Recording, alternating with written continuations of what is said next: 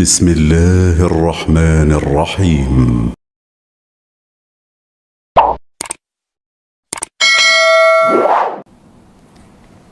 بسم الله الرحمن الرحيم.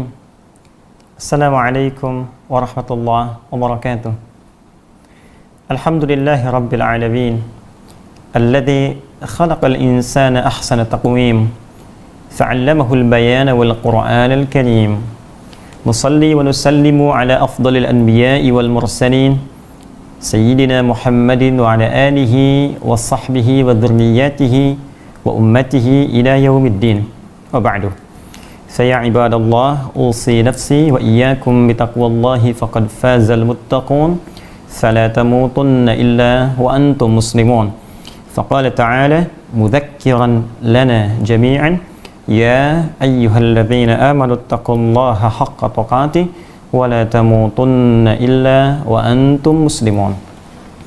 Saudara-saudariku dimanapun Anda berada, Alhamdulillah kembali kita melanjutkan kajian Al-Quran Sunnah Solution, menggali makna-makna kandungan yang tersurat dan tersirat dalam Al-Quran yang memberikan petunjuk bagi kehidupan kita di dunia ini hingga kita kembali kepada Allah Subhanahu wa Ta'ala.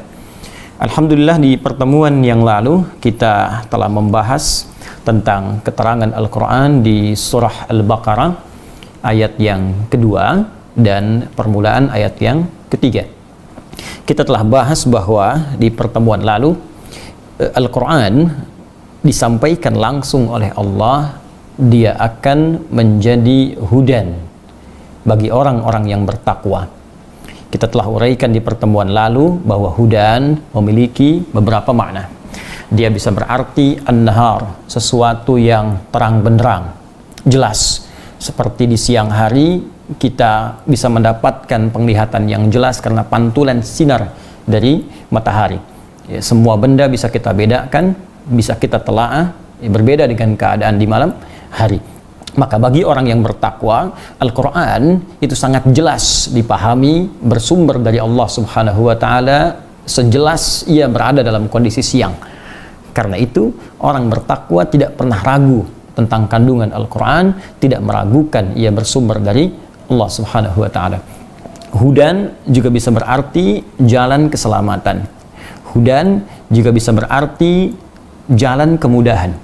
Hudan bisa berarti jalan kebahagiaan. Hudan bisa berarti petunjuk yang memudahkan segala urusan. Ya, karena itulah dalam Al-Quran ketika Allah menegaskan hudan akan diberikan pada orang-orang takwa, maka sering kita temukan orang-orang yang memiliki sifat takwa akan memperoleh segala kemuliaan yang tadi disebutkan. Ketika saya katakan hudan jalan kebahagiaan, maka orang takwa dimudahkan oleh Allah untuk meraih kebahagiaan dimaksudkan. Di Quran surah kedua di ujung ayat 189 Allah berfirman, wattaqullaha la'allakum tuflihun. Tingkatkan takwamu kepada Allah supaya engkau bahagia. Di Quran surah ke-65 di ujung ayat kedua di awal ayat ketiga Allah berfirman, wa may yattaqillaha yaj'al lahu makhraja. Siapa yang mampu meningkatkan takwanya kepada Allah, maka Allah berikan jalan keluar dari setiap persoalan hidup yang ia alami. Wa yarzuqhu min haitsu la yahtasib. Bahkan ia akan diberikan rezeki dari sisi yang tidak ia duga. Quran surah kedua di ujung ayat 282. Wattaqullaha wa yu'allimukumullah. Tingkatkan takwamu kepada Allah, maka Allah mengajarkan kepadamu tambahan pengetahuan.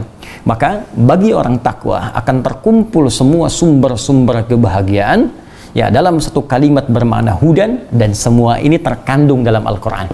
Ya, seakan-akan Allah memberikan tawaran kepada kita, jika Anda meyakini semua isi Al-Quran, maka di sana ada sumber kebahagiaan, di sana ada sumber kemudahan, di sana ada sumber segala kemuliaan, ya di sana ada sumber rizki, di sana ada sumber perlindungan. Jadi semua bentuk kemuliaan termaktub, ya, terberikan petunjuknya di dalam firman Allah yang terkumpul dalam Al-Quranul Karim.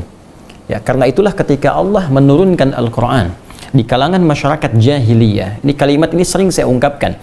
Ya, Allah tidak menurunkan tongkatnya Nabi Musa ya pada umatnya Muhammad sallallahu alaihi wasallam pada masa jahiliyah, bukan mukjizatnya Nabi Isa alaihi salam, tapi diturunkan Al-Quran. ya, dan bukan di Romawi yang sudah maju, bukan di Persia yang sudah unggul, tapi diturunkan di kalangan masyarakat yang jauh dari peradaban, jauh dari nilai-nilai kemuliaan, ya, sulit untuk mendapatkan etika di dalamnya, jauh dari kata moralitas. Namun ketika diturunkan Al-Quran dan diyakini, diamalkan isinya, maka berubahlah masyarakat jahiliyah menjadi khairu ummah. Ya, kebahagiaan didapatkan di sana, kemuliaan didapatkan di sana, ketawaduan didapatkan di sana, dan nyaris semua nilai-nilai kemuliaan, kenikmatan yang bisa diraih di muka bumi didapatkan oleh umat pada saat itu dengan barakah Al-Quran.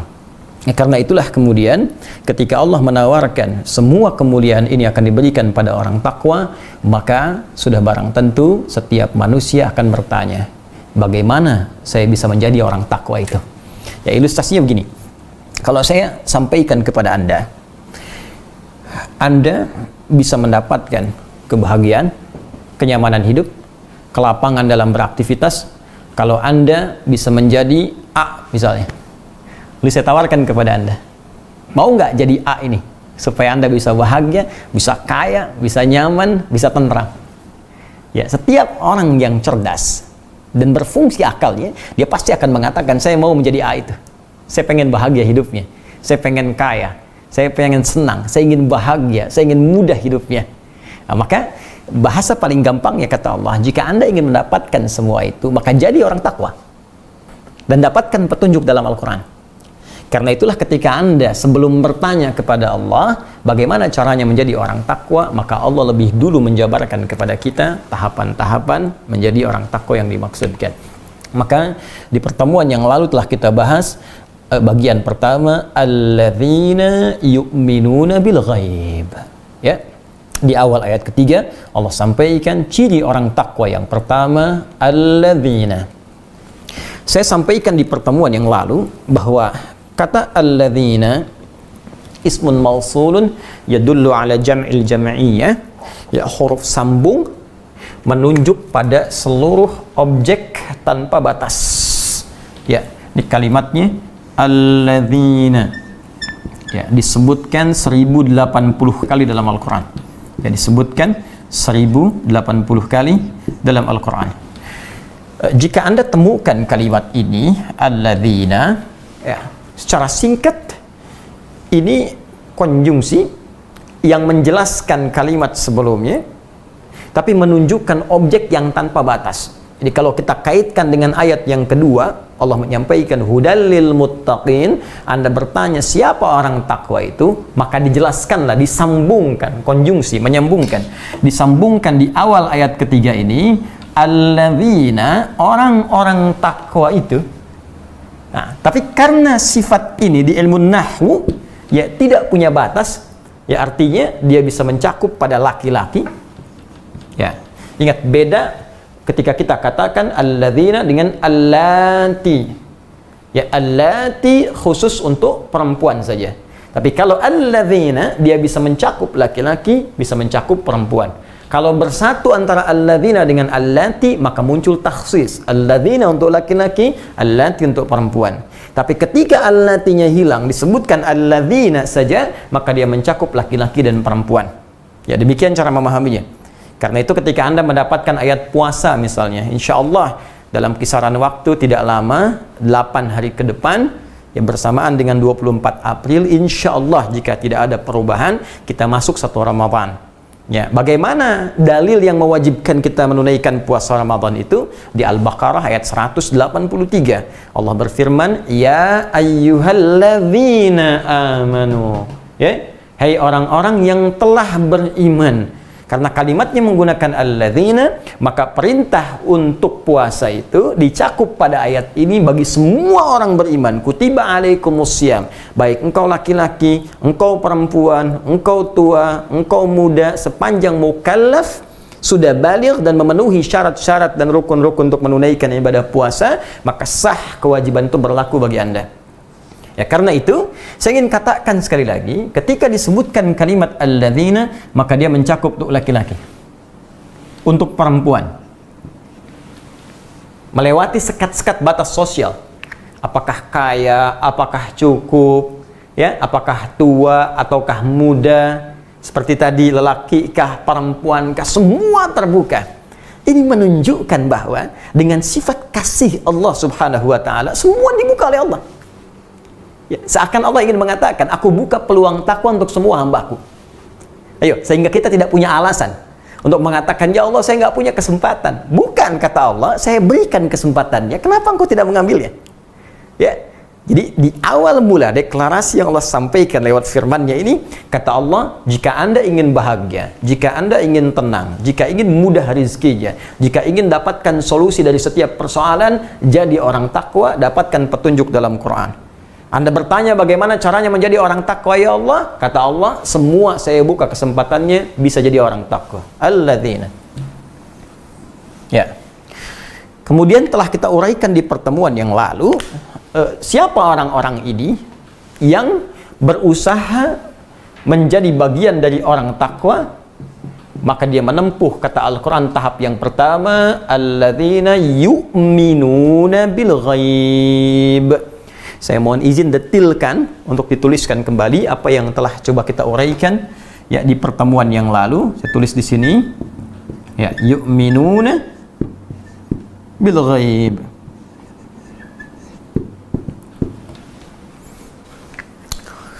Yaitu pertama, syarat untuk menjadi orang takwa telah kita uraikan di pertemuan lalu dengan detil. Yang pertama, yu'minun, dia mesti yakin tanpa ragu. Berasal dari kata amana yu'minu imanan.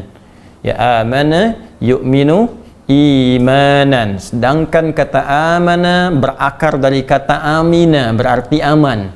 Di pertemuan lalu saya telah sampaikan dan telah kita bahas bersama, jika ada sebuah kata mengalami derivasi hibrida, baik tambahan dengan satu huruf kah, dua huruf kah, tiga huruf kah, ataukah menggunakan tadwaif dengan tasydid di atasnya, maka konteks terjemahan ayat ini atau kalimat dimaksud tidak akan terlepas dari akar katanya. Sehingga kata amina yang berarti aman, bila pun mengalami derivasi menjadi amana yu'minu, ya imanan, maka kalimatnya tidak akan terlepas dari kata aman. Ya, kalau kita ingin terjemahkan dengan detil, maka orang-orang yang beriman yakin tanpa ragu itu, maka dia akan aman dari segala kesulitan dunia dan aman dari ancaman akhirat yang mungkin mengintai pada setiap hamba. Nah, maka syarat yang pertama, alladzina yu'minuna bil ghaib, kita telah ulas di pertemuan lalu, maka ia mesti yakin tanpa ragu pada hal yang ghaib. Ada yang belum saya uraikan di pertemuan lalu. Di dalam bahasa Arab, jika kalimat iman itu ditambahkan dengan ba di depannya. Ya, saya ulang, jika kalimat iman ditambahkan dengan ba di depannya. Ini ada kata iman, yu'minun, di depannya ada kata ba. Maka ini umumnya menunjuk pada satu perkataan, qaul. Ya, pada satu perkataan, al-qaul.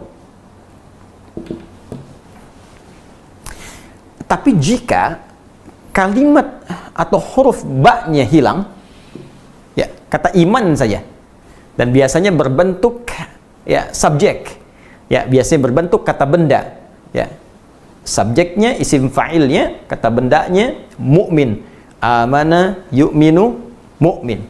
Ya, mu'min, seperti ini. Mu'min. Mohon maaf. Ya, jamaknya tambahkan waw dengan nun di ujungnya menjadi mu'minun. Ya, seperti ini. Saya ulang, jika ada huruf ba-nya seperti ini, maka umumnya ini menunjukkan kepada sebuah perkataan, qaul. Yakin tanpa ragu atas apa yang disampaikan. Tapi kalau kita hilangkan huruf ba-nya, biasanya ini terjadi pada kata benda, isim. Ya, biasanya isim fa'il, subjek. Ini subjeknya disebut mukmin, orangnya disebut mukmin, jamaknya mukminun. Maka ini tidak sekedar mencakup perkataan, tapi sudah kemudian berwujud pula pada perbuatan.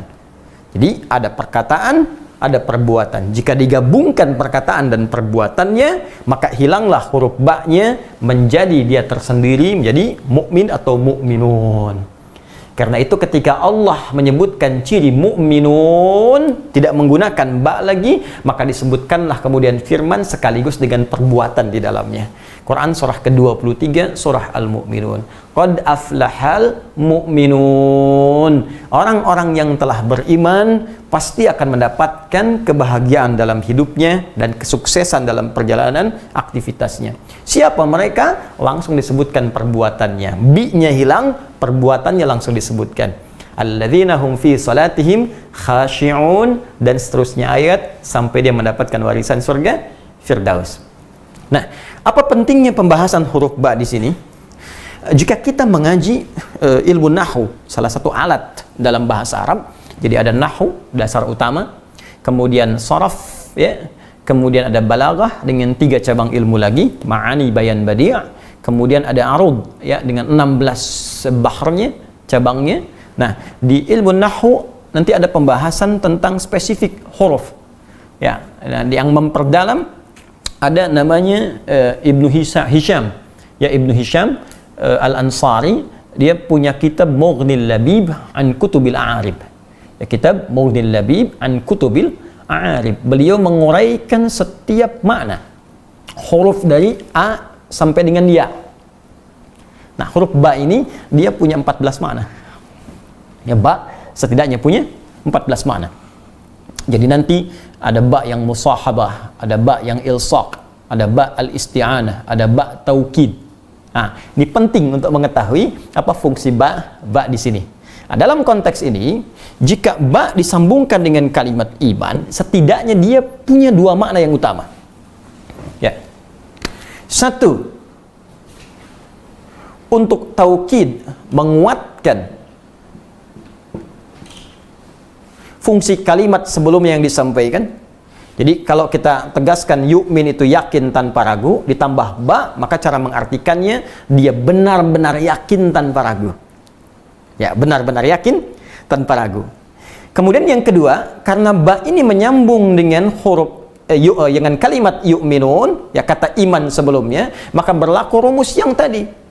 Ya, maka huruf atau kalimat informasi setelah ba ini menunjukkan segala yang disampaikan atau dalam bahasa Arab disebut dengan qaul. Kalau kita kembalikan kepada Al-Quran, maka al-ghaib di sini artinya semua yang disampaikan dalam Al-Quran, walaupun yang disampaikan itu belum tentu kita ketahui sebelumnya.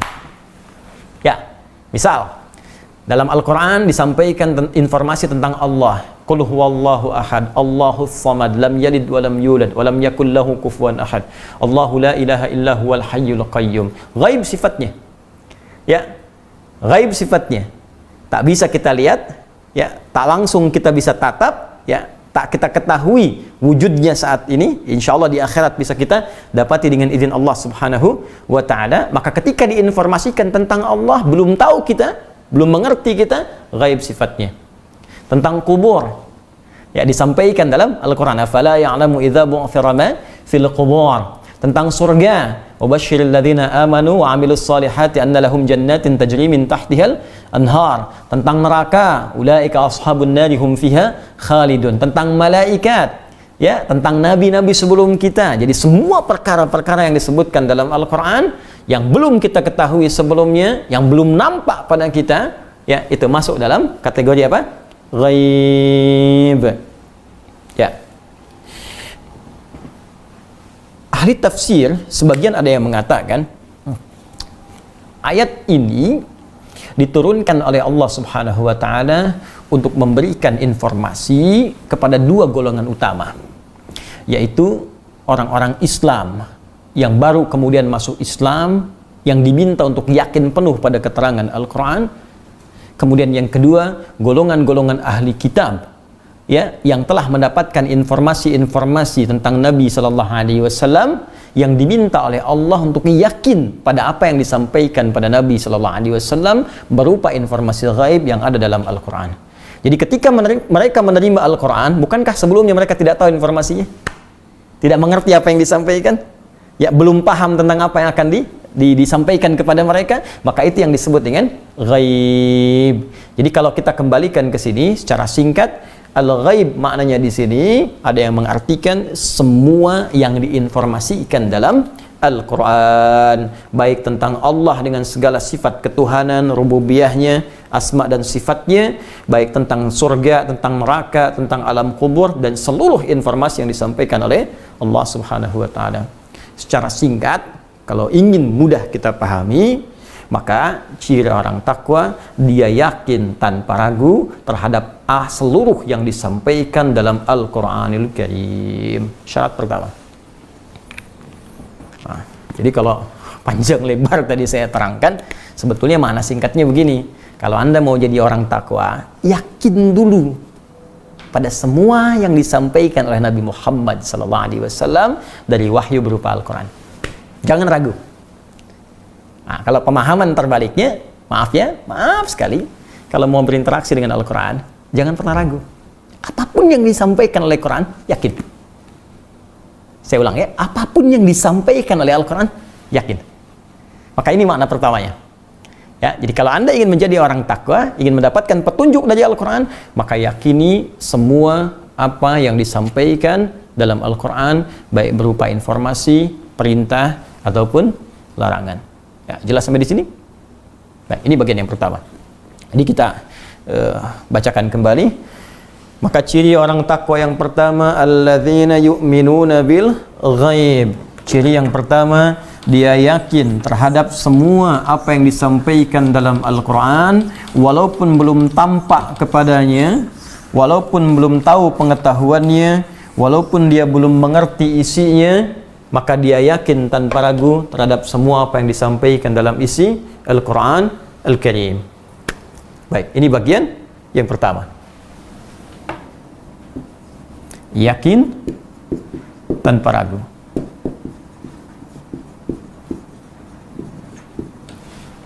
Baik, fokus baik-baik teman-teman dimanapun Anda berada.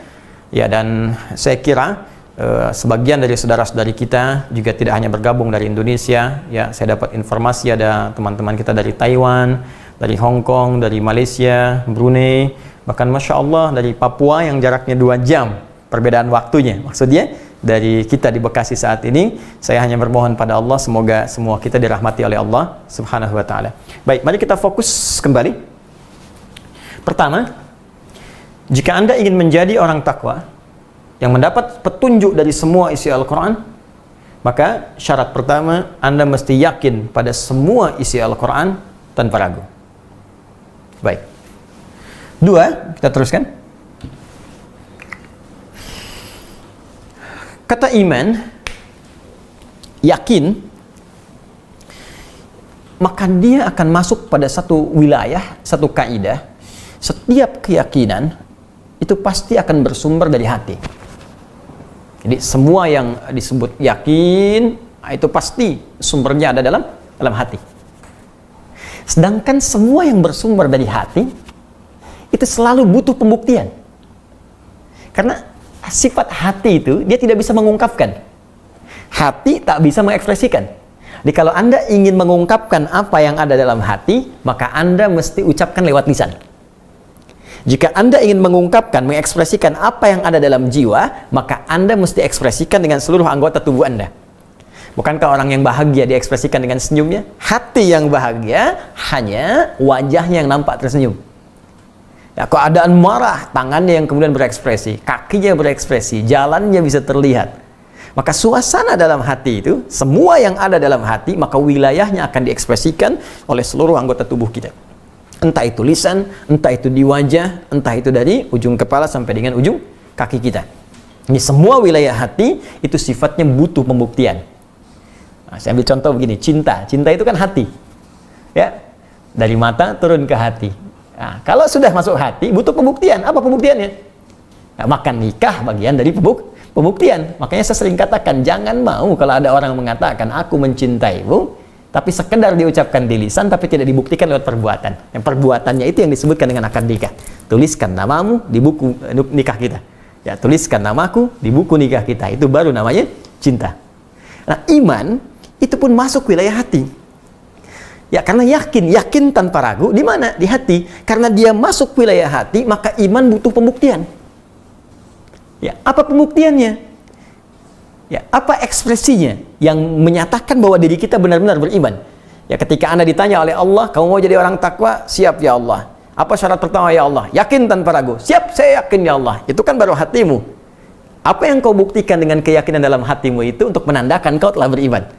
Maka disinilah pembuktian iman itu harus diwujudkan dalam bentuk amal namanya. Ya, harus diwujudkan dalam bentuk yang kedua disebut dengan amal. Ya, karena itu Al-Imam Al-Bukhari ketika membuka ya kitab Sahih Al-Bukhari dalam Kitabul Iman, kitab yang keduanya, ya beliau menulis Sahih Al-Bukhari selama 16 tahun. Ada 97 pembahasan, setiap pembahasan disebut dengan kitab. Pembahasan pertama kitab Bad'ul Wahyi, ada 6 bab, ya, pembahasannya ada 7 hadis. Ketika masuk pada pembahasan yang kedua Kitabul Iman, ya Bismillahirrahmanirrahim. Thaniyan, kitab yang kedua Kitabul Iman. Ya, bab awalan bab qaulin Nabi sallallahu alaihi wasallam bunyal Islamu ala khamsin. Pembahasan yang pertama tentang kalimat Nabi sallallahu alaihi wasallam, ya, Islam itu dibangun atas 5 pokok. Maka disebutkan huwa wa huwa qaulun wa fi'lun yazidu wa yanqusu. Qala Allah taala liyazdadu imanan ma'a imanihim. Imam Al-Bukhari membuka pembahasan tentang kitab iman dalam Sahih Al-Bukhari, ya, di jilid yang pertama, pembahasan yang kedua. Ya, beliau mengatakan wa huwa qaulun wa fi'lun yazidu wa yanqus. Kata Imam Al-Bukhari, iman itu berupa keyakinan yang harus dideklarasikan lewat perkataan kita, saya beriman, dan dibuktikan lewat perbuatan kita. Kadang-kadang dia bisa naik, kadang-kadang dia bisa turun. Nanti diteruskan di hadis yang selanjutnya, yazidu bil ta'ah wa yantakhisu bil maksiyah. Dia bisa naik dengan ketaatan dan turun dengan mengerjakan maksiat. Jadi para ulama kemudian memberikan penjelasan dengan detail jika seseorang ingin jadi orang takwa. Saya hapus dulu atasnya. Ya, bismillah.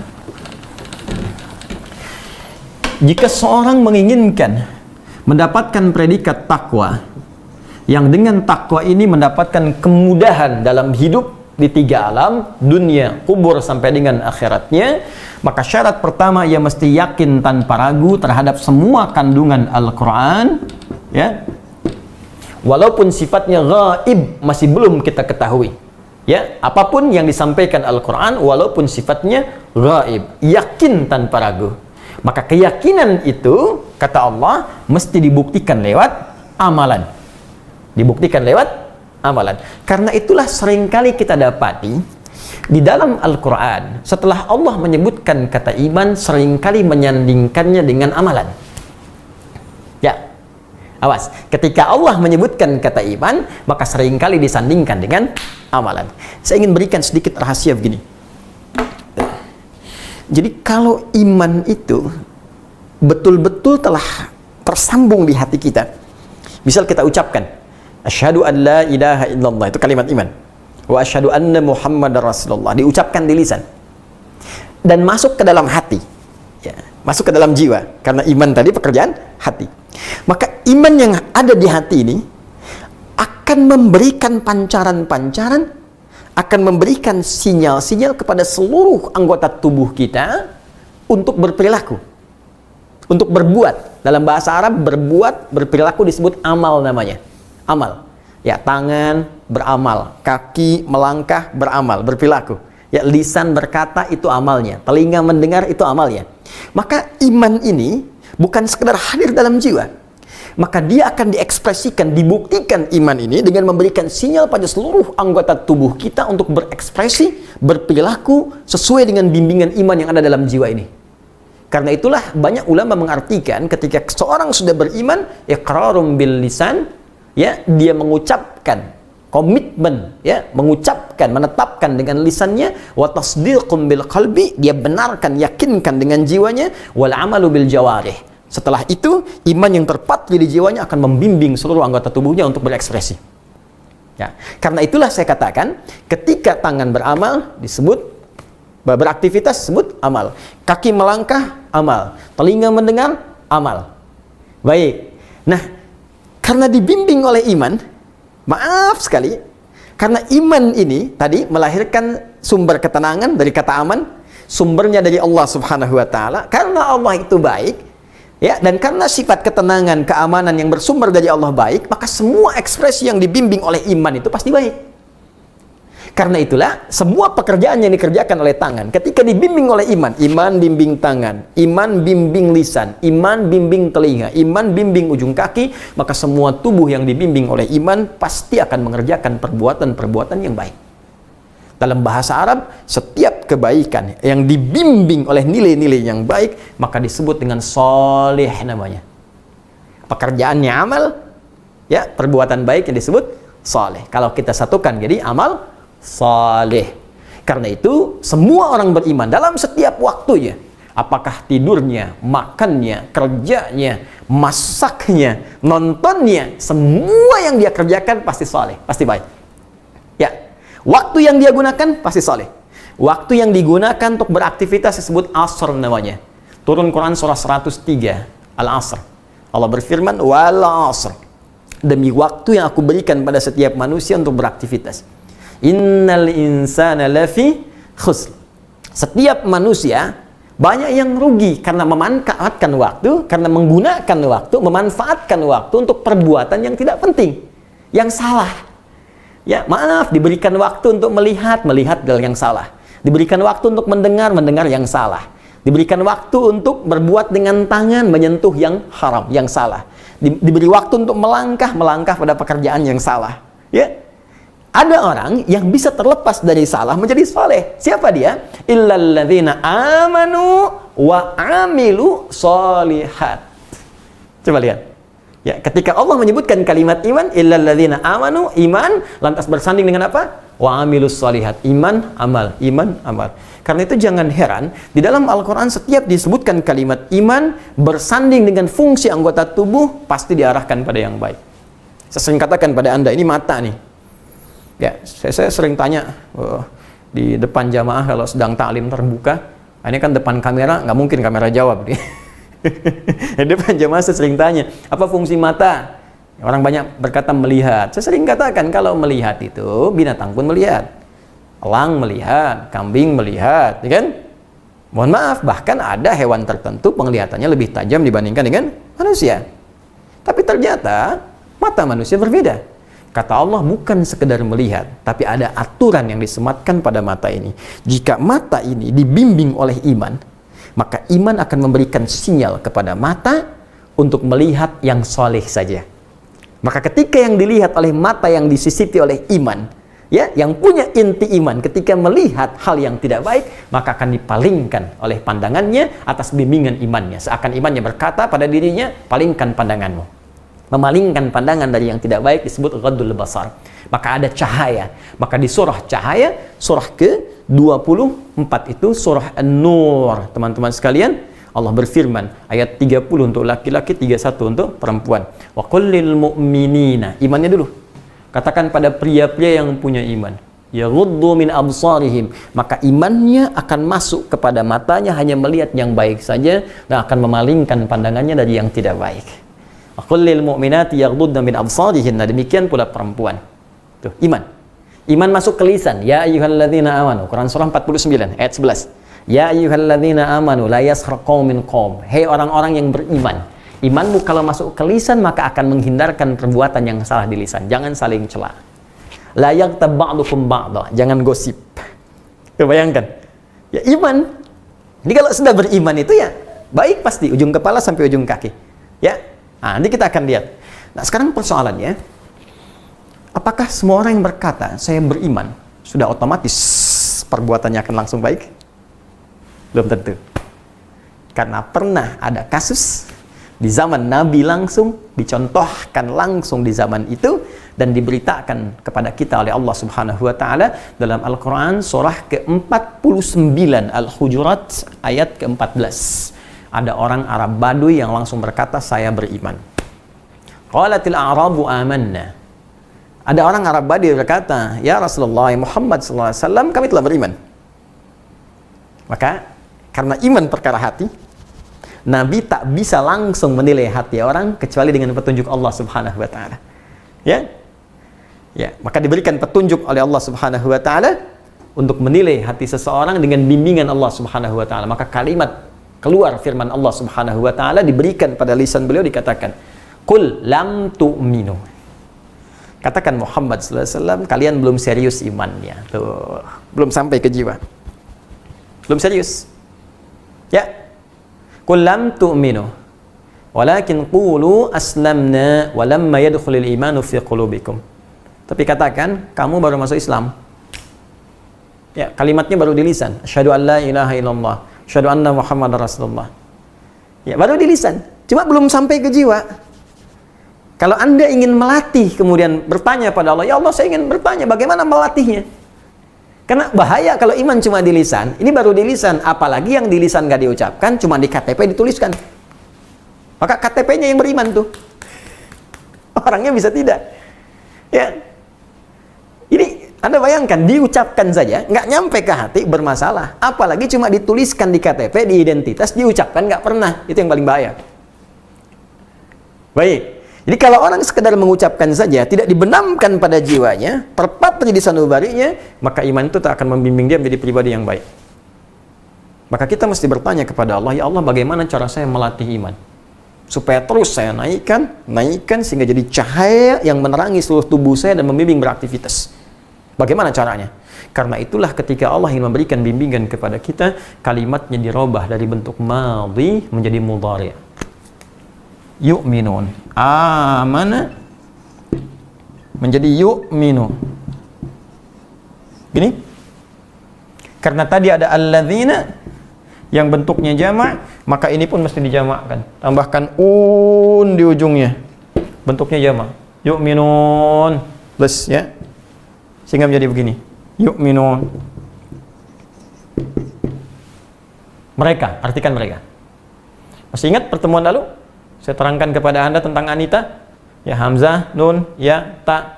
Di sini ada ya.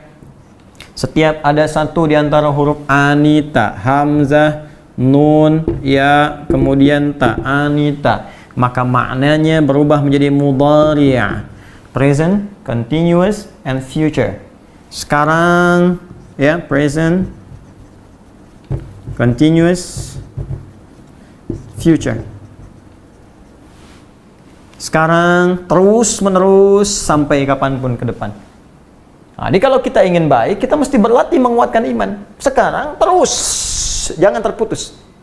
Sampai kapanpun hingga tiba waktunya kita pulang menghadap Allah Subhanahu wa taala. Kuatkan iman ini. Kuatkan.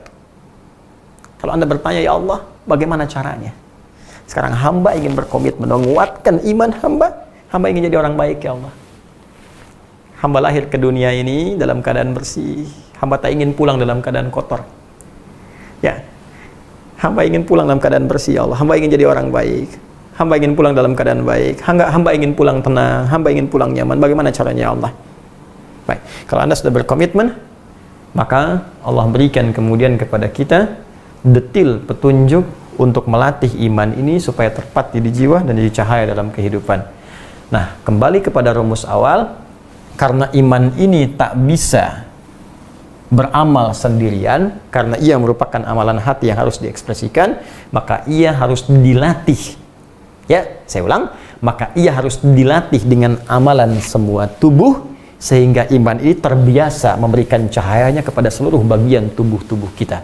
Maka mesti dilatih dengan amalan-amalan tertentu, yang dengan amalan itu cahaya ini akan terlatih kemudian menyinari bagian-bagian tubuh kita. Maka setelah kata iman inilah muncul amalan pertama untuk melatih iman kita supaya semakin kuat dan menyinari seluruh tubuh kita untuk digunakan pada segala hal yang baik-baik. Apa kalimat berikutnya?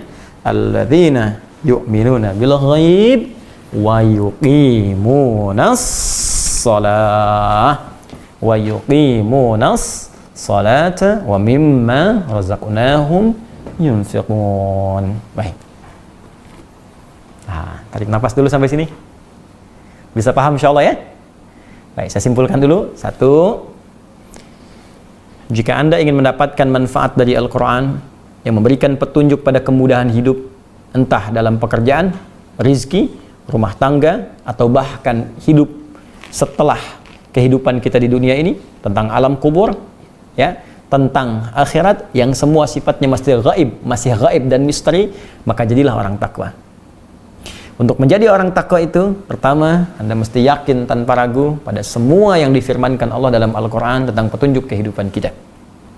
Yang kedua, untuk mewujudkan keyakinan itu, karena iman, yakin tanpa ragu adalah amalan dari hati, maka mesti dibuktikan lewat amalan seluruh tubuh kita atau yang disebut dengan jawarih.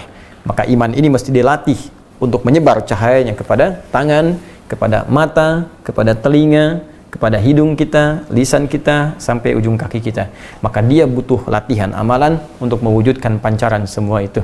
Seperti halnya Anda punya sinyal, maka mesti dilatih bagaimana sinyal itu bisa menyebar dalam setiap keadaan, tempat, waktu, dan hal-hal yang Anda bisa kerjakan dalam kehidupan. Maka caranya, bukankah Anda mesti bergerak? Di sini tidak ada sinyal, bukankah Anda bergerak? Bukankah Anda beraktivitas untuk mendapatkan sinyal-sinyal itu? Maka untuk mendapatkan gambaran dari itu, Allah memberikan kita latihan amalan untuk bisa menguatkan keimanan kita dan menjadi pribadi takwa. Amalan yang pertama, ya, wa yuqimunas shalah. Allahu akbar. Saya sarankan kepada Anda untuk mengikuti setiap tahapan yang saya sampaikan, ya, dengan fokus dan juga teliti, karena setiap apa yang saya uraikan itu insya Allah akan terkait berkelindan dengan uraian-uraian berikutnya. Dan boleh jadi ada ayat-ayat yang saya sampaikan yang akan dengan izin Allah menafsirkan ayat-ayat yang kita uraikan. Jadi tahapan pertama Al-Quran kita tafsirkan dengan Al-Quran lagi berdasar petunjuk dari ulama-ulama kita sebelumnya, kemudian tafsirkan dengan al-hadis atau as-sunnah an-nabawiyah, baru kemudian kita masuk kepada qaul para ulama, baik itu ijma', qiyas, dan kalimat-kalimat yang lainnya. Saya coba izin untuk menghapus ini sejenak untuk kita menuliskan kalimat amalan pertamanya. Bismillah. Amalan yang pertama, wa yuqimunas shalah. Saya mohon izin tuliskan. Ya. Wa yuqimunas shalah. Baik, kurang lebih seperti ini. Wa yuqimunas shalah. Satu. Ini amalan pertama. Wawunya wawu ataf, ya, ataf atau ma'iyah, mengikutkan hukum pada sebelumnya. Ya, jadi kalau ini kita terjemahkan kurang lebih demikian. Jika Anda ingin menjadi orang takwa, ayat kedua, maka syarat pertama mesti beriman tanpa ragu, dan ini diikutkan pada ini, dan sertai kuatkan iman Anda dengan mengerjakan amalan berikut. Demikian cara menerjemahkannya. Yuqimuna, dan menyempurnakan atau menegakkan. Ya, perhatikan kalimatnya. Berasal dari alladzina tadi karena menunjuk kepada banyak, maka setelahnya unnya ikut. Yu'minuna ikut karena ada kalimat ini. Ya, maka karena sebelumnya yu'minuna, ini pun ikut yuqimuna. Ya, secara singkat kalau Anda menemukan kalimat di ujungnya, maka artinya jamak. Artikan mereka. Kalau ada ya, artikan mereka. Kalau ada ta, artikan kalian. Ya, sifatnya jamak. As-salata, salat. Amalan yang pertama, salat. Nah, Masya Allah. Pelan-pelan. Nah, jadi kalau kita tadi katakan hudan, takwa, jalan kebahagiaan. Hudan, takwa, jalan kesuksesan. Hudan, takwa, jalan untuk memudahkan rezeki. Nah, maka bagaimana mendapatkannya? Yakin pada Al-Quran, beramal. Apa amalan pertamanya? Salat.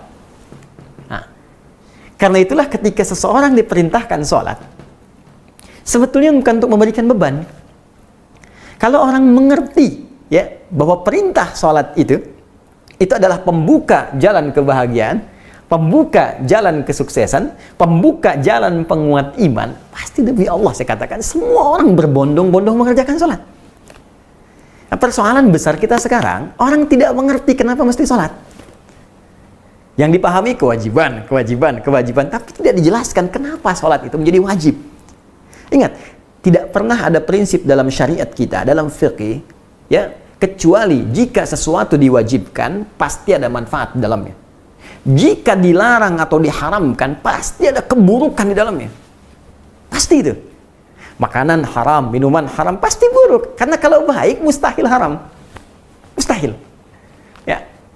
Anda silahkan rinci misalnya, makanan-makanan yang diharamkan dalam Islam. Daging tertentu, hewan tertentu, itu pasti ada madaratnya. Sebaliknya, jika sesuatu ada yang diwajibkan, pasti ada manfaat untuk kita. Jadi manfaatnya kembali ke kita. Allah nggak butuh dengan sholat kita. Semuka langit dan bumi tidak ruku dan sujud kepada Allah, tidak akan menurunkan status Allah sebagai Rabbul Alamin. Kita yang butuh. Nah, supaya lebih paham, saya buat persamaan begini. Ya, saya buat persamaan untuk memudahkan sekali ya, supaya mudah dipahaminya. Nah, ini saya tutup dulu sebentar. Teman-teman fokus ini. Ini saya tuliskan tadi ya. Nah, ini. Di sini ada hudan bagi orang takwa. Ya. Di sini kandungannya bahagia, sukses, ya, tenang, baik, mudah rizki, dan lain sebagainya. Baik. Sekarang persamaannya, hudan sama dengan takwa, ini poin-poinnya, ya, sama dengan iman. Iman. Kan syaratnya kan? Baik. Sama dengan, bikin lagi ke sini, sholat. Ini kuncinya. Hudan sama dengan takwa. Untuk menjadi takwa, mesti beriman.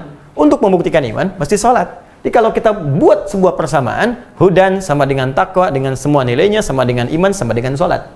Jadi kalau kita ingin pahami lebih dalam lagi, ketika kita diminta takwa, kita diminta untuk mendapatkan ini. Kalau ingin takwa, mesti beriman. Kalau iman ingin bagus, mesti sholat. Artinya persamaan terbaliknya, ketika diminta menunaikan sholat, Anda diinginkan mendapatkan ini. Karena mustahil dapat ini kecuali jadi takwa. Mustahil jadi takwa kecuali sholat.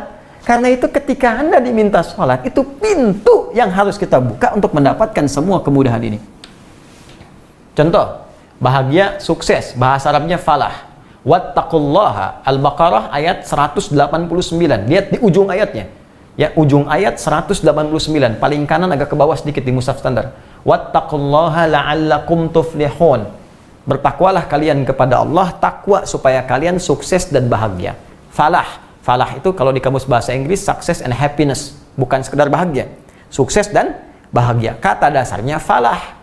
Jadi untuk dapat bahagia dan sukses, dapat falah. Mesti takwa. Takwa mesti iman. Iman mesti sholat. Ketika Anda dipanggil sholat, ya tuh 5 kali sehari suara adzan. Hayya 'alas shalah, ayo sholat. Lalu Anda bertanya, kenapa saya mesti sholat ya Allah? Dijawab langsung lewat kalimat di suara muadzin. Hayya 'alal falah. Tuh. Seakan Allah menyampaikan, aku nggak butuh sholatmu. Kamu yang butuh. Ketika engkau bertanya, kenapa kami mesti sholat ya Allah? Hayya 'alas shalah. Kata Allah lewat suara muadzin. Petunjuk dari Allah Subhanahu wa taala ditetapkan lewat lisan Nabi sallallahu alaihi wasallam dari mimpi seorang sahabat. Petunjuk. Ya, hayya 'alal falah. Dengan sholat kamu bisa sukses. Dengan sholat kamu bahagia. Itu kuncinya. Ini menarik. Nah, jadi sesungguhnya kalau cara berpikir kita benar, ya cara berpikir kita benar, ketika tiba panggilan sholat dengan suara adzan yang kita dengarkan itu, Allahu Akbar, Allahu Akbar, Allah. Maka rasakan, itu panggilan Allah untuk kita. Untuk kita. Dan ketika dipanggil dengan itu, dengan kalimat itu, Allahu Akbar, Allahu Akbar. Nih, hadirkan semua makna ini. Ada panggilan kebahagiaan. Panggilan kesuksesan. Anda dapat panggilan dari kantor bahwa Anda diterima bekerja, bukankah bahagia luar biasa? Sekarang jam 9. Ya, kurang 11 menit. Waktu Bekasi di sini. Oke, jam 9 kurang 11 Anda dapat telepon. Ya, mengatakan kepada Anda, "Selamat Pak, Bapak diterima. Bapak tolong datang malam ini juga karena sekarang berkasnya harus dilengkapi. Kalau Bapak nggak datang 1 jam lagi ke Jakarta, maka mohon maaf Bapak tidak diterima pekerjaannya. Saya tanya pada Anda, apakah Anda akan mengejarnya atau mengabaikannya saja? Santai dulu, masih 1 jam. Tar aja dulu. Paling gampang ke Jakarta dari Bekasi 30 menit. Anda ngitung macetnya. Anda ngitung situasinya. Tapi orang yang paham bahwa panggilan itu penting, dia akan kejar. Saya datang sekarang juga, langsung ganti baju, langsung segala disiapkan, berangkat. Dunia. Yang saat Anda mendapatinya belum tentu abadi. Kan ke pensiun juga. Seorang pemimpin telepon, Anda saya angkat jadi menteri, Anda langsung berangkat ke sana. Ya. Boleh jadi ketika berangkat belum tentu Anda mendapatinya. Ya, padahal baru seleksi atau Anda sudah dapatkan misalnya, tapi Anda selesai juga.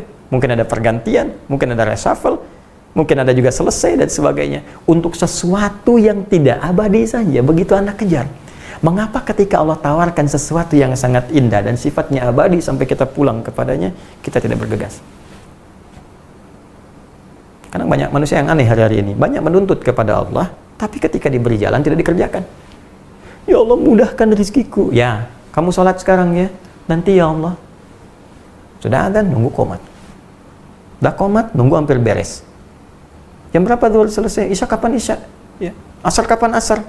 Asar jam 3:14. Ya udah nanti saya sholat jam 3 biar jamak sekalian asar. Di mana letak keinginan kita? Di mana letak keadilan kita? Ya, tapi rahmannya Allah sebelum meminta kita untuk mengerjakan sesuatu, maka menjelaskan semua alasan-alasan di balik semua perintah itu untuk menjadi motivasi kuat kita agar bisa beribadah dengan benar. Nah, saya beri contoh sekarang. Berapa waktu sholat yang kita tunaikan? Teman-teman, berapa waktu? 5 waktu ya? Ya, yang diwajibkan pada kita. Subuh, zuhur, asar, maghrib, isya. Hafalkan. Ini nomornya nih, online-nya. Ya, online-nya nih, online dengan Allah lewat sholat kita. Ada 5 waktu. 24, 4, 3, 4. 24, 4, 3, 4. Subuh 2, zuhur 4, asar 4, maghrib 3, isya 4. Oke. 5 waktu kita diminta sholat. Sekarang kita lihat bagaimana keterangan dalam Al-Quran yang langsung disampaikan Allah tentang manfaat sholat ini. Yuk kita lihat. Saya mohon izin untuk bisa menghapus dulu yang ini. Bismillah. Saya turunkan dulu ya, teman-teman. Di sini hudan taqwa melahirkan kebahagiaan dan kesuksesan. Bahagia dan sukses. Bahasa Arabnya bahagia dan sukses itu falah. Al-falah. Ya. Baik, bahagia dan sukses. Kalau bisa digenggam, ya, falah ini digenggam seperti ini, sudah digenggam dan tak mau dilepaskan karena orang kalau sudah bahagia mustahil ingin melepaskannya. Orang sudah sukses mustahil ingin melepaskannya. Digenggam. Maka tambahkan hamzah di depannya dari kalimat falaha. Ini falah dari kalimat falaha, ini akar katanya. Tambahkan hamzah di depannya, pindahkan fathah di sini ke depan jadi a. Ini menjadi sukun dari falaha, ini falaha, ini pindahkan ke sini ke hamzah. Ini rumus ya, ikuti saja. Ini rumus ini jadi sukun mati karena dipindah harokatnya ke sini. Jadi aflah. Jadi aflah. Di aflah itu orang yang menggenggam kesuksesan dan kebahagiaan. Perhatikan sini. Ini bagaimana urutan ini yang saya terangkan menjadi indah. Jadi saya katakan kepada Anda, ikuti apa yang saya sampaikan setiap tahapannya. Hudan bagi orang takwa. Takwa mesti beriman, iman mesti sholat. Sholat bisa mendapatkan bahagia, sukses seperti saya sebutkan tadi. Bahagia, sukses disebut dengan falah. Dari kata falaha, kalau kita genggam jadi aflah. Sekarang perhatikan Quran surah ke-23, ayat 1 dan 2. Qad aflaha al-mu'minun. Qad aflaha al-mu'minun. Sungguh, qadnya tahqiq. Ya berarti pasti. Sungguh, kata Allah, aku pastikan. Orang-orang yang beriman itu, lihat persamaannya, akan menggenggam kebahagiaan dan kesuksesan. Aflah. Qad aflaha al-mu'minun. Sungguh, aku pastikan semua orang yang beriman itu, kalau benar imannya, akan menggenggam kebahagiaan dan kesuksesan. Aflah. Siapa mereka? Ayat 2-nya. Alladzina hum fi salatihim khashi'un. Salat. Yaitu orang yang mampu khusyuk dalam salatnya. Jadi, Pertama, manfaat salat yang pertama, dia bisa membuat diri kita mudah mendapatkan kesuksesan dan kebahagiaan. Satu, tolong tanamkan dalam jiwa kita, kalau kita diminta salat, artinya dituntun untuk mudah sukses dan bahagia. Oke. Dua, tenang. Nih, saya tuliskan tenang. Oke. Hudan, takwa, diantara maknanya tenang, harus beriman, salat. Sekarang kita diminta sholat. Apa kaitan dengan ketenangan? Buka Quran surah ke-13. Ya, di pertengahan ayat yang ke-28. Allah berfirman, "Ala bidzikrillahi tatma'innul qulub." Ya, Quran surah ke-13 Ar-Ra'd ayat 28. Ala bidzikrillahi, yakinkan pada dirimu. Ala itu harful ikhbar wa taukid. Huruf yang menunjukkan informasi sekaligus menguatkan. Kata Allah, aku informasikan, yakinkan pada dirimu bidzikrillahi, dengan zikir kepada Allah. Zikir, Allah sebutkan zikir. Dengan zikir, mengingat Allah, zikir kepada Allah, bidzikrillahi tatmainnul qulub. Hatimu itu akan cenderung tenang. Jadi zikir kepada Allah akan berdampak pada ketenangan hati. Tenang, tenang itu kan bahasa hati, tenang. Nah, jadi kalau Anda rajin zikir, maka dampaknya ke hati menjadi tenang. Sekarang yang menarik, sholat itu disebut oleh Allah satu di antara amalan zikir. Ya, amalan zikir itu banyak. Maaf, berdoa, zikir. Quran surah ke-7 ayat 205. Wadhkur rabbaka fi nafsika tadarruan wa khifatan wa dunal jahri minal qaul. Silakan berdoa. Minta dalam jiwamu dalam keadaan yang tenang, lembut, khusyuk, penuh harap. Karena itu orang berdoa cenderung lebih tenang. Dalam situasi yang seperti ini, berdoa, taubat, doa, itu memberikan ketenangan dan mengentaskan kepanikan. Ini semua orang panik umumnya. Panik buying, panik ini, panik itu, sehingga kepanikan itu menghilangkan kejernihan dalam berpikir. Visi jadi hilang, jadi bias. Target jadi tak terkejar. Jadi kalau kita tenang, semua terukur. Doa. Baca Al-Quran, zikir. Ya. Karena Quran disebut zikir. Quran surah ke-15 ayat 9. Inna nahnu nazzalna dzikra. Kami yang telah turunkan Al-Quran sebagai zikir. Menghafal Quran zikir. Quran surah ke-54. Ya, ayat 17, ayat 22, 32, 40. Walaqad yassarnal Qur'ana lidzikri. Salat itu disebut dengan zikir. Quran surah ke-20 ayat ke-14. Ya, Quran surah Thaha ayat ke-14. Quran surah ke-20 ayat 14. Innani anallahu la ilaha illa ana fa'budni. Kata Allah, ini gambaran dari firman-Nya kepada Nabi Musa alaihissalam. Innani anallahu la ilaha illa ana fa'budni. Hei Musa, sungguh aku adalah Allah. Tak ada Tuhan yang berhak dan benar, paling benar untuk disembah kecuali aku, kata Allah. Fa'budni, maka sembah aku. Bagaimana caranya? Wa aqimis sholata li dzikri. Tunaikan salat sebagai zikir kepadaku. Salat disebut oleh Al-Quran sebagai zikir. Salat disebut sebagai zikir. Sedangkan zikir di Quran surah 13 ayat 28 amalan yang bisa menenangkan kepada jiwa. Karena itu orang salat cenderung lebih tenang. Jangankan salatnya, tempat salat itu bikin tenang. Gak percaya silahkan. Di rumah dengan di masjid, pasti tenang di masjid, tenang di musola. Apalagi puncaknya dekat Ka'bah, tenang. Jaminan, Quran surah kedua ayat 125. Anda yang pernah haji, pernah umrah, insya Allah kita sama-sama berdoa. Yang belum, bisa disegerakan. Tidak cukup dengan amin. Jangan tuliskan di kolom komentar, amin, amin. Tidak cukup dengan amin. Ya, terus ada usaha, nabung. Berdoa. Ya, Quran surah kedua ayat 125. Wa idz ja'alnal baita mathabatan lin-nasi wa amna. Dan ketika kami tetapkan Al-Bait Ka'bah itu tempat yang akan jadi rujukan pusat beribadah bagi manusia dan tempat yang menenangkan. Makanya orang segelisah apapun kalau dekat Ka'bah itu tenang, Allahu Akbar. Indah, nikmat, air mata keluar, masalah seakan tuntas. Seakan tuntas, tenang. Yang penting Allah, saya dekat dengan Allah, saya bisa zikir. Turunan dari Ka'bah itu masjid. Makanya setiap masjid kiblatnya menghadap ke Ka'bah sebagai kiblat. Karena itu setiap masuk masjid perasaan kita akan beda. Lain rasanya, tenang masuk. Allahumma ftah li abwaaba rahmatik, tenang. Makanya banyak orang tuh kalau ingin dapat ketenangan dulu datang ke masjid. Datang nanti musim puasa. Kadang-kadang ya, dulu kita datang masuk masjid, sholat 2 rakaat, tenang. Duduk samping tembok, ada AC, blok tidur aja. Saking tenangnya. Ini poin ini.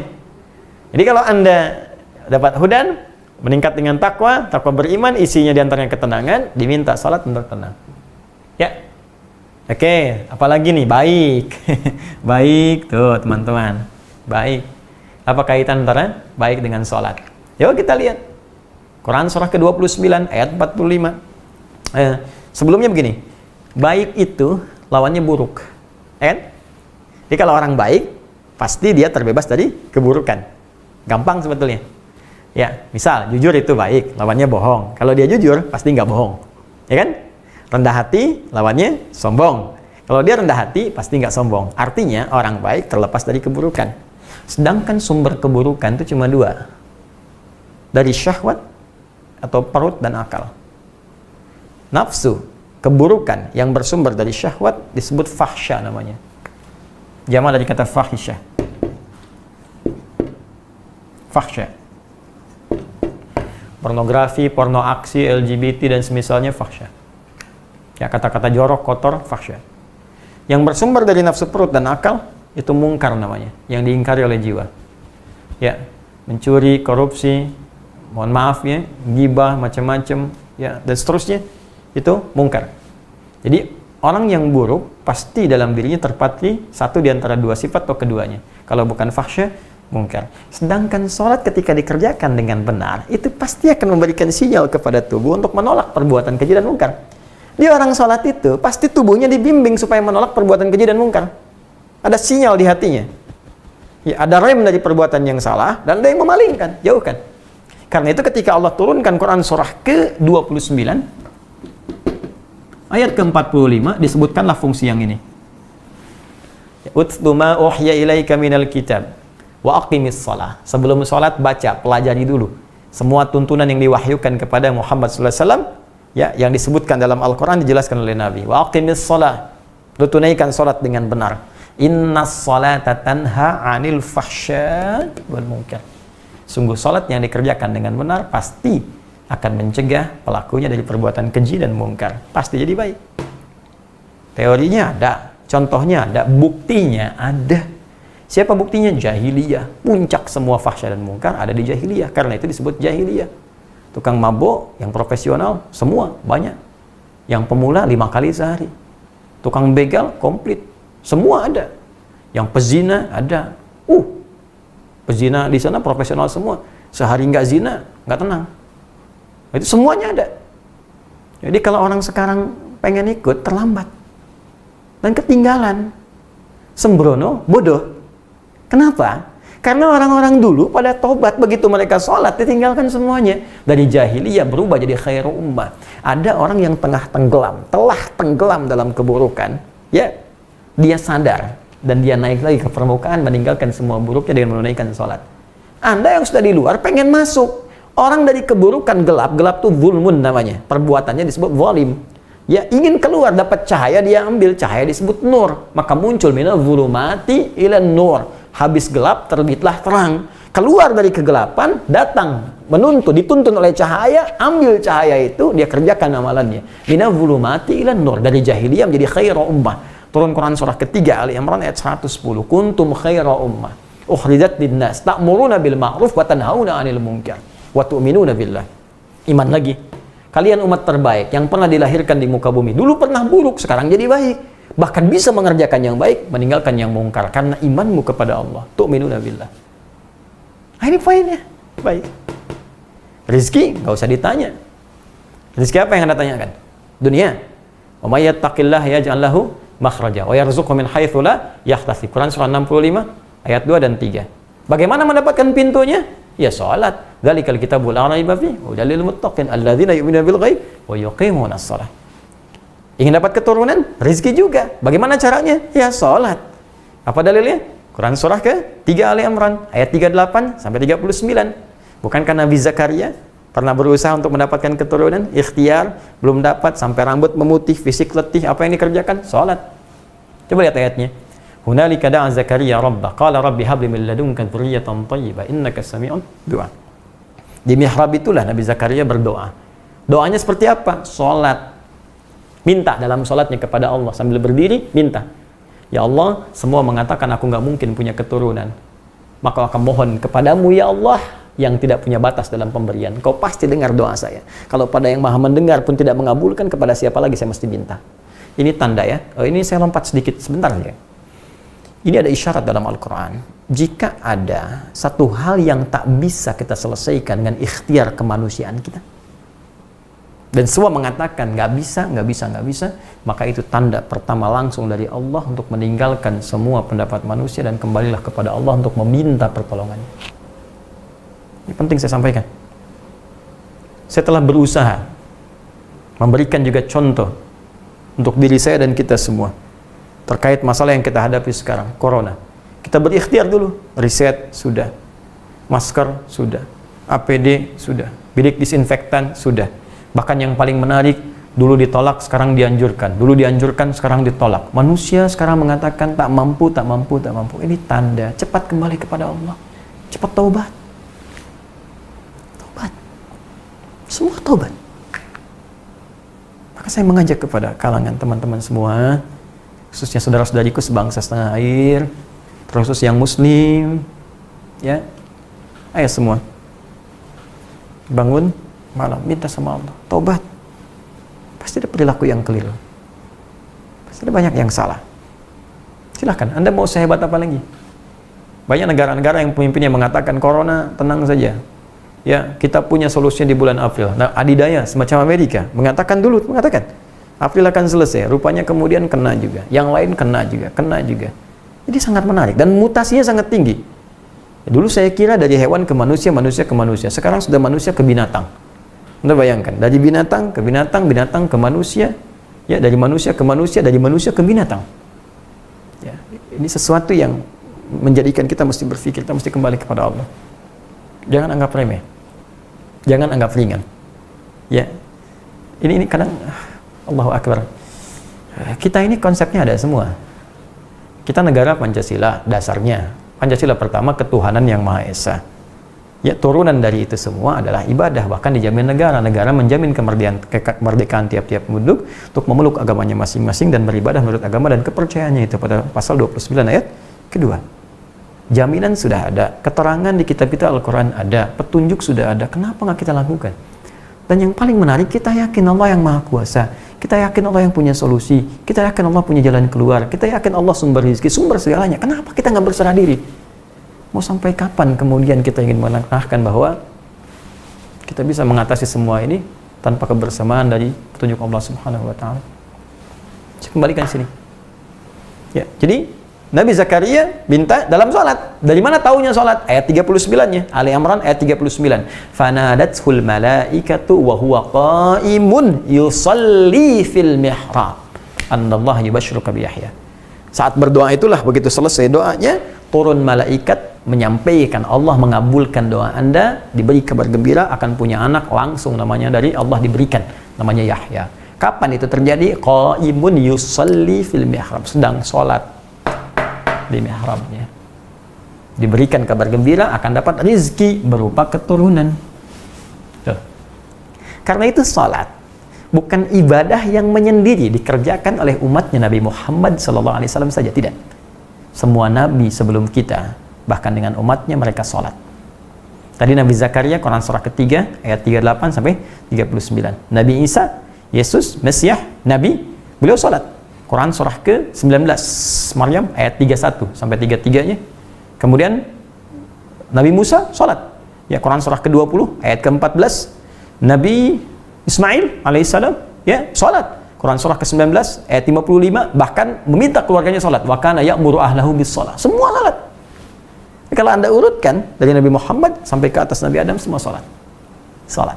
Di Anda bisa bayangkan para nabi saja yang maksum. Nabi maksum, dijaga dari maksiat, masih sholat.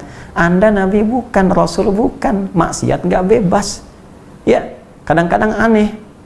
Mohon maaf sekali, mohon maaf. Lahir saripatinya dari tanah, tinggal nginjak tanah, beraktivitas di atas tanah, pulang-pulang kembali ke tanah. Kenapa? Pengen punya sifat langit. Ya, kadang-kadang aneh gitu. Kita Kita yang nggak bebas dari maksiat malah menjauh dari sholat, sedangkan sholat diberikan sebagai solusi. Karena itulah secara singkat, jika dipanggil untuk menunaikan sholat, maka bayangkan semua ini. Allahu Akbar, ya Allah, saya dipanggil, Allah manggil saya nih. Allah manggil saya. Oh, Anda dipanggil pejabat tinggi aja sudah senang. Saya dipanggil Allah. Bayangkan begitu, ya Allah manggil saya. Setelah itu rasakan, ya Allah, ada panggilan kebahagiaan, panggilan kesuksesan. Ya Allah, panggilan kemudahan rezeki, panggilan solusi. Itu yang harus dihadirkan di benak kita.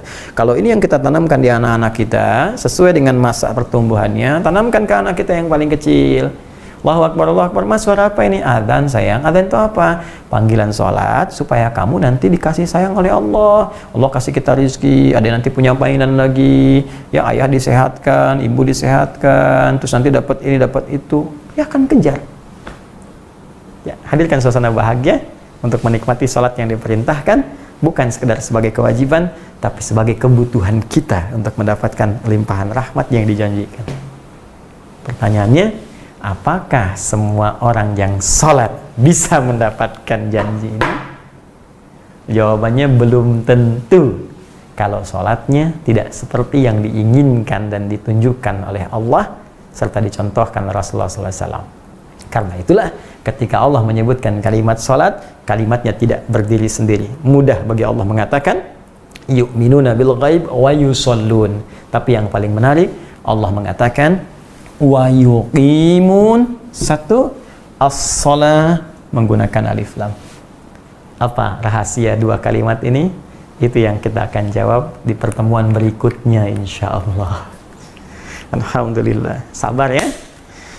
Pelan-pelan kita satu huruf tapi paham. Ya, satu kalimat tapi mengerti itu lebih baik dibandingkan satu ayat, satu juz atau sekian banyak tapi sulit dipahami dan tidak mudah mengamalkan. Itu tidak diinginkan. Baik, ini yang pertama. Jadi teman-teman sekalian, kita simpulkan bahwa Al-Qur'an akan menjadi hudan dengan segala turunan maknanya bagi orang yang bertakwa.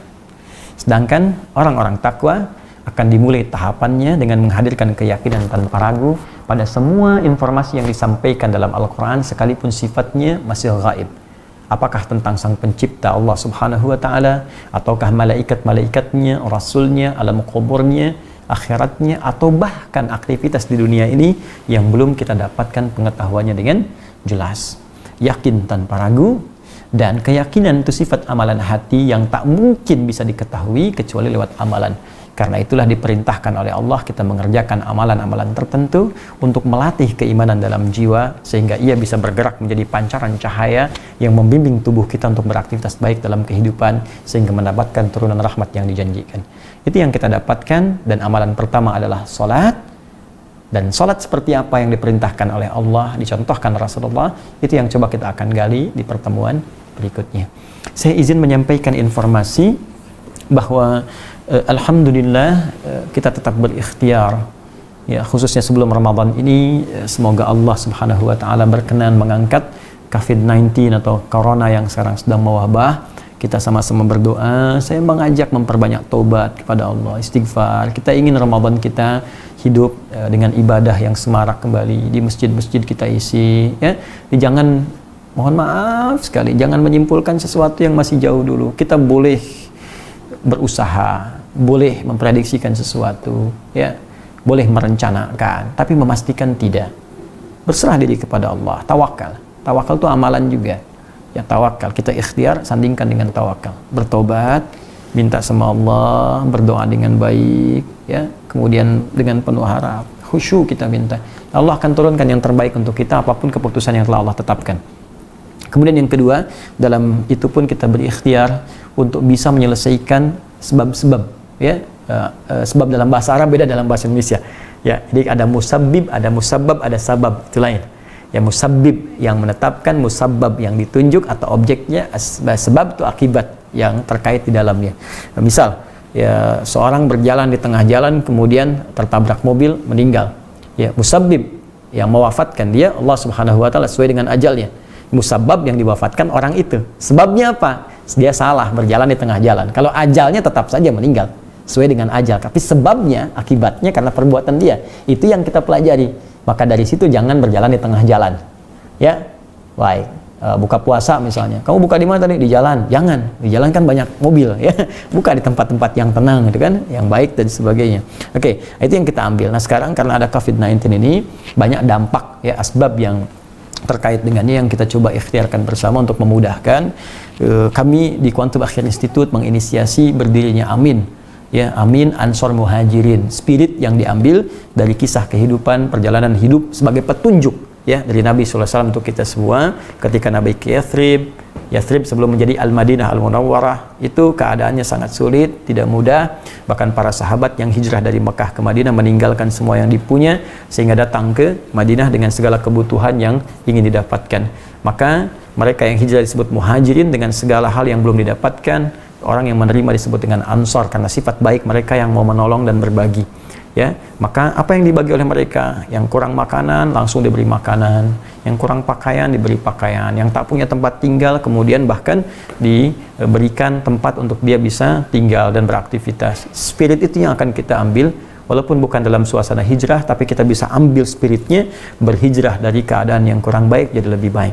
Maka kita buat Amin Ansor Muhajirin. Teman-teman bisa masuk ke amin.quantumakhyar.com ya, amin.quantumakhyar.com. Di situ nanti kita ada program ingin mengambil spirit ini. Jadi kita membuat beberapa hal. Alhamdulillah sudah kita eksekusi. Ini dari teman-teman juga masukan-masukan. Mulanya kita coba atasi dari kami dan teman-teman terdekat, tapi ada banyak yang ingin berkontribusi. Kami buat ini ada program untuk APD. Alhamdulillah ini mohon izin sekali, kami tidak buat sembarangan, ada riset, ada tim risetnya. Ini risetnya serius, kayak bikin APD misalnya, ini nggak sembarangan. Ini ada uji dulu dari Kemenkes dulu, kami ikuti, ada balainya, sehingga keluar nanti kelayakan. Ini kain yang layaknya ini hazmatnya yang ini. Nah ini insya Allah yang warna ini kami sudah punya sertifikasi uji kelayakannya. Kemudian juga ada face shield. Ini sudah kami bagi. Jadi apa yang ada di kami yang bisa didapatkan itu langsung nanti diproduksi ya oleh partner kita dengan segala keterbatasan yang kita punya. Yang ada langsung kami kirimkan. Ketika Anda di situ ada kolom kan, ada donasi, ada pengajuan. Nah ini yang sudah mengajukan ada 17 ya, 17 rumah sakit dan puskesmas. Alhamdulillah tadi pagi sudah saya kontrol, semua sudah terkirim. Jadi teman-teman ada yang mengirim dari Solok, dari Riau, ya, dari Lombok, Majalengka, Jember, dan seterusnya. Ya, Oku ini sudah dikirim. Mudah-mudahan dalam waktu dekat bisa sampai. Tapi mohon izin karena kita bagi dengan beberapa yang lain. Mungkin apa yang kita ada itu yang bisa kita bagi. Mungkin ada yang 10, ada yang kurang dari itu, atau mungkin yang lain banyak sesuai dengan kebutuhan masing-masing. Mudah-mudahan bisa tercukupi. Ya, adapun teman-teman yang masih mengajukan, nggak apa-apa disampaikan dulu, nanti begitu ada barang, kami langsung packing, hari itu juga kami kirimkan. Ya, dengan izin Allah Subhanahu wa Ta'ala. Nah, ini tidak diperjualbelikan. Ya, tidak diperjualbelikan. Kemudian yang lainnya juga kami siapkan, dan mohon izin teman-teman, apa yang sampai saat ini, sampai hari Jumat, donasi yang terkumpul, khususnya untuk yang sembako, saya mohon izin, itu semua akan kita arahkan dulu untuk kepentingan saudara-saudari kita yang ada di Malaysia. Warga Indonesia yang ada di Malaysia, karena saya dapat kabar kesulitannya luar biasa. Di sini kita bisa saling berbagi, di sana mungkin terbatas. Jadi nanti sampai Jumat saja program untuk sembako, kemudian masker, karena masker insya Allah kita bisa tangani sendiri. Ya, kita untuk sembako khususnya kita arahkan, kami akan transferkan saudara-saudariku yang ada di Malaysia, ya, warga negara Indonesia. Saya tidak bisa berbuat banyak, ya, tapi mungkin ada sedikit yang nanti kami akan kirimkan di hari Jumat. Mudah-mudahan bisa bersama Anda semua.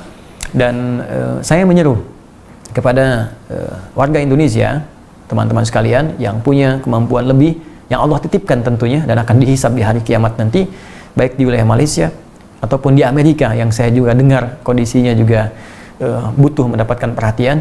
Saya mohon sebagai seorang muslim, iman kita sekarang kita fungsikan, semua harta kita akan dihisab. Ayo rangkul saudara-saudari kita yang sekarang kita diuji untuk berbagi dengan mereka, ya, sebelum itu Allah pindahkan kepada orang lain supaya hisab kita ringan.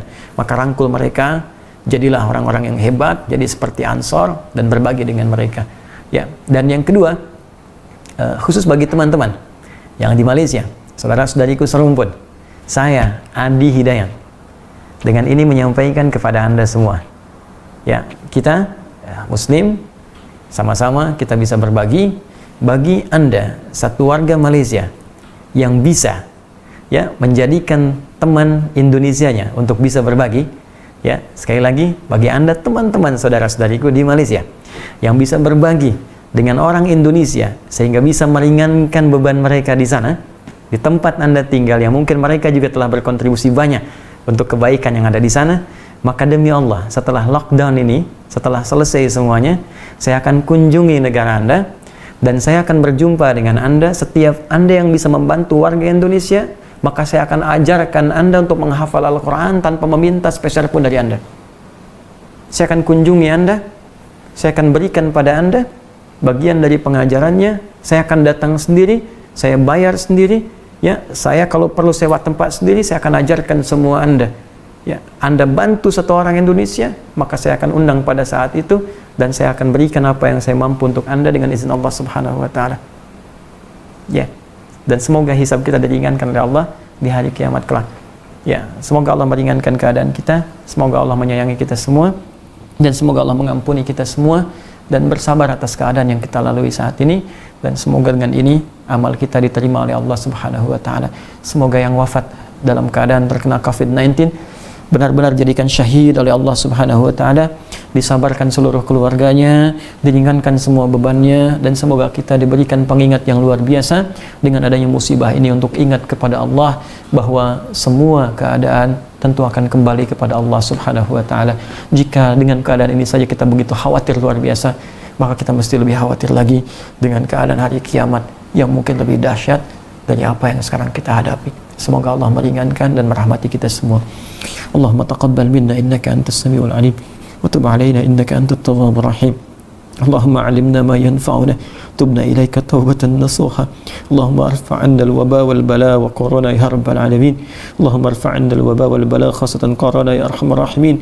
Allahumma arfa' 'anna al-waba wal bala khasatan corona ya rabbal alamin. Allahumma ij'alna min ahli al-Qur'an waj'al al-Qur'ana sahiban lana fid dunya wa syafi'an lana fil akhirati ya arhamar rahimin. Allahumma rabbana atina fid dunya hasanah بفضلك سبحان ربك رب العزة عما يصفون وسلام على المرسلين وآخر دعوانا سبحانك اللهم وبحمدك أشهد أن لا إله إلا أنت نستغفرك وأتوب إليك آتنا في الدنيا حسنة وفي الآخرة حسنة وقنا عذاب النار وآخر دعوانا أن الحمد لله رب العالمين. Terima kasih teman-teman. Berjumpa di lain kesempatan. Assalamualaikum warahmatullahi wabarakatuh.